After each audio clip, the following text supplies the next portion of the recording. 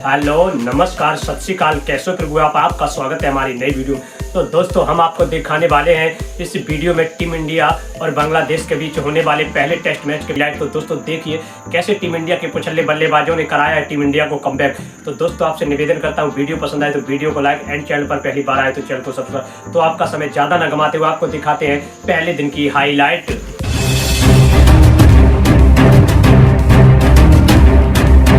नमस्कार दोस्तों इंडिया और बांग्लादेश के बीच खेले जा रहे पहले टेस्ट मैच के दूसरे दिन का खेल अगर आपको पसंद आया हो तो इस वीडियो को एक लाइक जरूर कर देना। दोस्तों देखिए कैसे भारतीय बल्लेबाजों के बाद टीम इंडिया के गेंदबाजों ने बांग्लादेश को चटाई है धूल। दोस्तों आपको दिखाएंगे पूरी हाईलाइट इस वीडियो में।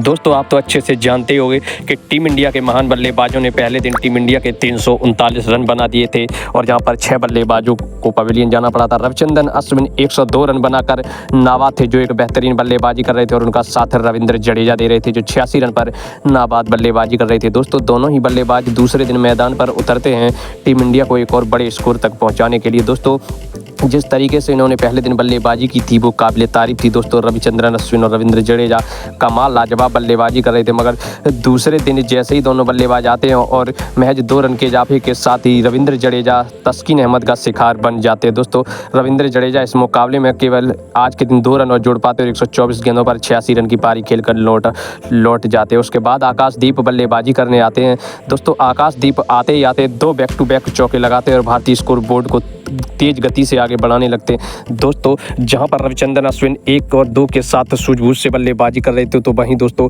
चौकों की बरसात कर रहे थे आकाशदीप। दोस्तों आकाशदीप इस मुकाबले में बेहतरीन लय में नजर आ रहे थे जिन्होंने आते ही आते बांग्लादेश गेंदबाजों पर ढावा बोल दिया था और 4 चौके ले देते में लगा दिए थे। दोस्तों उसके बाद तस्कीन अहमद गेंदबाजी पर आते और एक बार फिर आकाशदीप का विकेट लेकर बांग्लादेश को एक और बार फिर मुस्कुराने का मौका देते और इस मुकाबले में आकाशदीप 30 गेंदों पर 17 रन की पारी खेलकर पवेलियन लौट जाते जिनमें 4 महत्वपूर्ण चौके शामिल थे। दोस्तों उसके बाद जसप्रीत बुमराह आते हैं और जसप्रीत बुमराह टीम इंडिया के लिए 2 रन लेते हैं और दोस्तों जिस तरीके से जसप्रीत बुमराह आउट होते हैं वो काफ़ी दुख भरी कहानी थी। दोस्तों जिस तरीके से वो तस्कीन अहमद की बॉल पर आउट हो जाते हैं और टीम इंडिया 376 रन के स्कोर पर सिमट जाती है। दोस्तों आखिरी विकेट के रूप में टीम इंडिया को जसप्रीत बुमराह के रूप में झटका लगता है और यहाँ से दोस्तों टीम इंडिया 376 रन के स्कोर पर पूरी टीम पवेलियन में लौट जाती है। दोस्तों अब बड़ा जिम्मा था गेंदबाजों के ऊपर। दोस्तों ने अभी एक बार फिर सिराज आते हैं और सिराज कुछ खास बल्लेबाजी नहीं कर पाते। दोस्तों सिराज खासकर एक गेंदबाज हैं और उनसे कोई ज़्यादा बल्लेबाजी की उम्मीद नहीं की जाती है।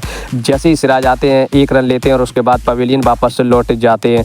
दोस्तों सिराज इस मुकाबले में कोई खास परफॉर्मेंस नहीं कर पाते। जिस तरीके से दोनों बल्लेबाज आउट होते हैं उसको देखते हुए टीम इंडिया का स्कोर 376 रन हो जाता है और अब भारत इस मुकाबले में अपनी पकड़ बना चुका था। दोस्तों अब बारी थी बांग्लादेश बल्लेबाजों की। दोस्तों बांग्लादेश के दोनों ओपनर बल्लेबाज सैयदम इस्लाम और जाकिर हसन बल्लेबाजी करने के लिए आते। दोनों ही बल्लेबाजों के ऊपर बड़ा दबाव था कि इस मुकाबले में बांग्लादेश को एक तेज और बेहतरीन शुरुआत दी जाए, मगर दोस्तों इन्हें कहाँ मालूम था कि भारत के खूंखार गेंदबाज इन पर किस तरीके से पलटवार करने वाले। दोस्तों पहला ही ओवर लेकर आते हैं जसप्रीत बुमराह और बांग्लादेश गेंदबाजों पर ढाबा बोल देते और फिर लास्ट बॉल पर उनके ओपनर बल्लेबाज का शिकार करके भारत को पहली सफलता दिला देते। दोस्तों सदनम इस्लाम इस मुकाबले में 6 गेंदों पर 2 रन का बल्लेबाजी करके जसप्रीत बुमराह का शिकार बन जाते हैं। उसके बाद उनके कप्तान नजमुल हसैन सेंटो आते हैं। दोस्तों सेंटो इस मुकाबले में एक बड़ी उम्मीद के साथ आते हैं, मगर दोस्तों जिस तरीके से भारतीय गेंदबाज इस मुकाबले में कहर बरपाने की उम्मीद थी उन पर खरे उतरते। दोस्तों सेंटो इस मुकाबले में कुछ खास बल्लेबाजी नहीं करते और जैसे ही आकाशदीप आते हैं और आकाशदीप के सामने अपना आत्मसमर्पण कर देते और दोस्तों इस मुकाबले में आकाशदीप इन्हें बोल्ड मारकर भारत को दूसरी सफलता दिला देते हैं। दोस्तों जाकिर हुसैन के रूप में बांग्लादेश को दूसरा झटका लगता है और टीम इंडिया के खाते में एक सफलता और जुड़ जाती है। दोस्तों बांग्लादेश अभी कुछ पल और ही आगे बढ़ पाई थी कि उसको देखते ही से तीसरा झटका लग जाता है जो दोस्तों बगैर खाता खोले ही 1 गेंद पर पवेलियन वापस लौट जाते हैं। दोस्तों आकाशदीप इस मुकाबले में कहर बरपा रहे थे। मोइनुल अल हक बिगनर खाता खोले पवेलियन लौट जाते हैं। उसके बाद दोस्तों बल्लेबाजी के लिए आते हैं मुशफिकुर रहीम। दोस्तों इस टीम के सबसे भी अनुभवी खिलाड़ियों में से एक है मुशफिकुर रहीम और दोस्तों मुशफिकुर रहीम जब आते हैं बल्लेबाजी करने तो बांग्लादेश की टीम बुरी तरीके से फंस चुकी थी। दोस्तों मोहम्मद सिराज एक बार फिर गेंदबाजी आक्रमण पर उतारा जाता है और वो बांग्लादेश गेंदबाजों पर पलटवार कर देते हैं और उनके कप्तान सेंटो को मैच 20 रन के निजी स्कोर पर पवेलियन वापस तो भेज देते। दोस्तों बांग्लादेश के अभी तक केवल 36 रन हुए थे और उनके 4 बल्लेबाज पवेलियन वापस लौट चुके थे। उसके बाद दोस्तों साकिब अल हसन आते हैं और साकिब अल हसन से बांग्लादेश को काफ़ी ज़्यादा उम्मीद थी, मगर जहां पर भारतीय शेर गेंदबाजी का अपना कहर ढाल रहे हैं वहाँ पर टिक पाना कोई आसान काम नहीं है। दोस्तों इस मुकाबले में बुमराह अपना लगातार कहर बरपा रहे थे, तो वहीं दोस्तों एक बार फिर भारत के जसप्रीत बुमराह भारत को जी विकेट दिलाते हैं और मुशफिकुर रहीम के रूप में एक और सफलता मिल जाती है भारतीय टीम को। दोस्तों इस तरीके से अब बांग्लादेश अपने 5 बल्लेबाजों को पवेलियन लौट चुका था। दोस्तों तो इसके बाद लिटिन दास आते हैं जो अपने अनुभवी ऑलराउंडर साकिब अल हसन का साथ देने के लिए दोस्तों दोनों बल्लेबाज इस मुकाबले में सूझबूझ से बल्लेबाजी करने लगते हैं।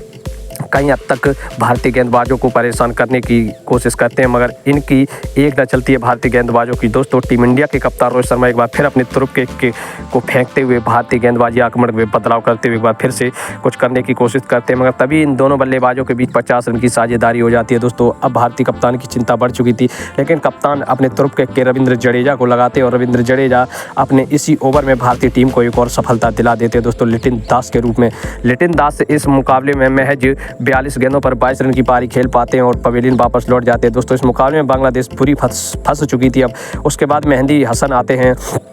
मेहंदी हसन से बांग्लादेश को काफ़ी उम्मीद है, वो काफ़ी अच्छे खिलाड़ी हैं, मगर दोस्तों भारतीय गेंदबाजों के सामने उनकी एक भी नहीं चलती है।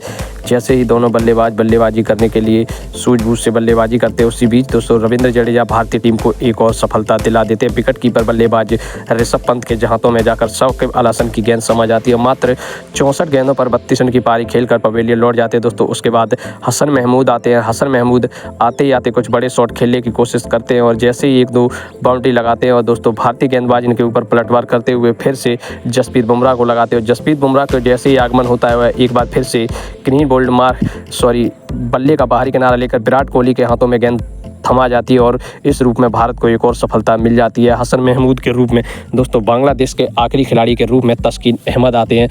दोस्तों तस्कीन अहमद और मेहंदी मिराज हसन काफ़ी अच्छी बल्लेबाजी करने की सोचते हैं, मगर भारतीय गेंदबाजों के सामने ये ढेर हो जाते हैं। दोस्तों जसप्रीत बुमराह एक बार फिर से तस्कीन अहमद को क्लीन बोल्ड मारकर बांग्लादेश को एक और तगड़ा झटका दे देते हैं। दोस्तों तस्कीन अहमद इस मुकाबले में मात्र 11 रन की पारी खेल पाते हैं और इस तरीके से बांग्लादेश खेमे में काफ़ी ज़्यादा उदासी एंड मायूसी थी। दोस्तों जिस तरीके से बांग्लादेशी बल्लेबाजों ने प्रदर्शन किया वो काबिले ज़्यादा बेकार था। उसके बाद आखिरी विकेट के रूप में एक बार फिर उसके तहीद राणा आते हैं और तहीद राणा मोहम्मद सिराज का शिकार बन जाती है, जिन्हें दोस्तों मोहम्मद सिराज एक बार क्लीन बोल्ड मारकर भारत को इस मुकाबले में ऑल आउट दिला देते हैं। दोस्तों भारत इस मुकाबले में 10 की 10 विकेट हासिल कर चुका था, जहां पर दोस्तों भारतीय बल्लेबाजों के बाद गेंदबाजों ने कहर पाया और बांग्लादेश को मात्र 149 रन पर समेट दिया। दोस्तों इसमें सबसे बड़ी बात यह थी कि भारतीय बल्लेबाजों ने काफ़ी अच्छी बल्लेबाजी की और भारत इस मुकाबले में 227 रन की लीड लेकर बल्लेबाजी अगले दिन करने आते हैं, जहां पर दोस्तों टीम इंडिया के कप्तान रोहित शर्मा आते हैं और उनका साथ युवा यशस्वी जायसवाल देने आते हैं। दोस्तों यशस्वी जायसवाल और रोहित शर्मा काफ़ी अच्छे खिलाड़ी हैं, इनके ऊपर दबाव था कि इस मुकाबले में भारत को एक बार अच्छी शुरुआत दी जाए, मगर कुछ खास न करते हुए पहले ही ओवर में कुछ अच्छे शॉट खेलते हैं, मगर रोहित शर्मा एक दूसरे ओवर में चौका लगा देते और जब अपना तीसरा ओवर करने आते हैं तस्कीन अहमद, तो दोस्तों टीम इंडिया के कप्तान रोहित शर्मा को अपना शिकार बना लेते हैं और टीम इंडिया के कप्तान रोहित शर्मा महज 5 रन की पारी खेलकर पवेलियन वापस लौट जाते। दोस्तों टीम इंडिया को पहला झटका लग चुका था और उसके बाद रोहित शर्मा के बाद जब बल्लेबाजी करने के लिए आते हैं अगले खिलाड़ी शुभमन गिल, तो दोस्तों शुभमन गिल पहली पारी में कुछ खास नहीं कर पाए थे, बगैर खाता खोले पवेलियन लौटे थे, मगर इस मुकाबले में इस पारी में एक अच्छी बल्लेबाजी करना चाह रहे होंगे शुभमन गिल। दोस्तों उम्मीद है अच्छी बल्लेबाजी करें और भारत को इस मुकाबले में जीत में अहम भूमिका निभाएं। दोस्तों उसके बाद भारत को यशस्वी जायसवाल के रूप में दूसरा झटका लगता है, जो यशस्वी जायसवाल 17 गेंदों पर 10 रन की पारी खेलकर पवेलियन लौट जाते हैं। दोस्तों उसके बाद बल्लेबाजी करने के लिए आते हैं विराट कोहली और दोस्तों विराट कोहली और शुभमन गिल भारतीय पारी को धीरे धीरे आगे बढ़ाने लगते हैं।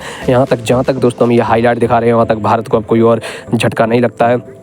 जी हाँ दोस्तों विराट कोहली के रूप में एक और झटका लग जाता है भारतीय टीम को और दोस्तों भारतीय टीम दिन के खेल के अंत तक 81 रन बना लेती है और अपने 3 बल्लेबाजों को खो देती है। तो दोस्तों आपको कैसी लगी ये हाईलाइट की हम कीमती कमेंट जरूर बताएं।